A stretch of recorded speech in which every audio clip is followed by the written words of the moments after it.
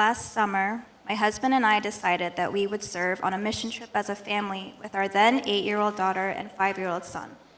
Right as we were praying about where to go, we received a call from 한유정집사 asking us if we would be interested in joining their Arizona mission team to prepare VBS for the Navajo tribe families.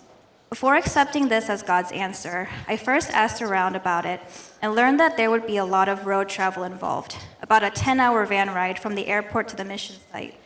Without even praying about it, I decided that Arizona was not the place for us, especially since my son was prone to car sickness at the time. The following Sunday, my husband received an answer from God at church and signed our family up for our mission trip to Arizona. I can't lie and say that I was not just a bit upset at the time, but my point at the end of all of this is that it turns out I would not have wanted to go anywhere else because I would never trade the specific grace and blessing that I'd received by being there, especially as a family.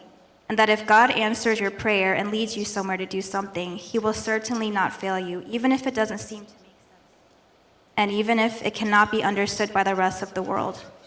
The weeks leading up to the trip were spiritually tough times for me. I was consumed with anxiety and negativity, especially as I had other ongoing personal issues at the time. Though I should have been grateful for this opportunity, I instead grappled with sinful thoughts, wondering if it would even be worth it to travel across the country to try to serve others while keeping tabs on my own kids. Though I knew in my heart that God was leading us in this mission and that if He was leading us, that He would take care of us, it was difficult for me to be at peace about it because of my own spiritual weakness. I had not fully come to terms with this when we left for the trip. Right from the start, our team had gone through some difficulty as we were trying to leave the Philly airport with continued delays.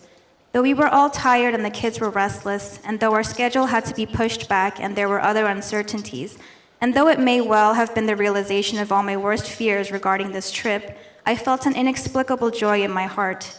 Every following event that should have felt difficult did not, in fact, feel terribly difficult. If anything, though I can't speak for all the members, some of it felt fun simply because we were all in it together. This was God at work and Him being present with us in spirit and covering us in His grace. Though I had initially been most worried about the long hours riding in the van to the mission site, the kids surprisingly ended up having a lot of fun and even began to sing praise songs repeatedly, namely our theme song, Waymaker, in one voice on their own. It is a scene I will never forget. My heart had been so hardened prior to this trip, but it didn't take long for it to soften as we all set up VBS for the Navajo kids. All the kids were simply happy to be there, and even if what we offered wasn't perfect or amazing, and even if things didn't all go as planned, we could see that everybody was having a great time in worship, including our own kids.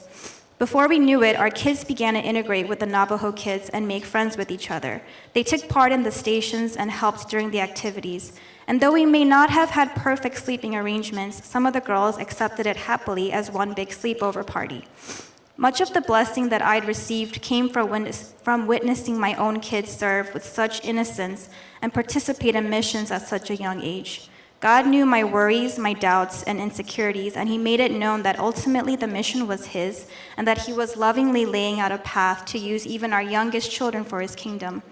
I'd also like to add that there was even more road travel during the week than was anticipated, but my son never once got car sick. In my spiritual journey, I will probably continue to have moments of doubt and weakness, as will my children as they grow. However, by direct experiences of seeing God's love unfold in events such as this, we have moments to remember to help keep us rooted in faith. Our kids will remember how they took part in this mission, how they spent hours in a van praising God, and how they watched their parents put so much effort into sharing the gospel. I believe that few events can be so rewarding and enriching. I will always thank God for this opportunity, for the amazing team members, pastors, and leaders He brought together to be His body, and for reminding me of the profound joy that comes from serving out of humble reliance on Him and His love for Him alone. Thank you. 우리 격려의 박수 드리겠습니다. 감사합니다, 목사님.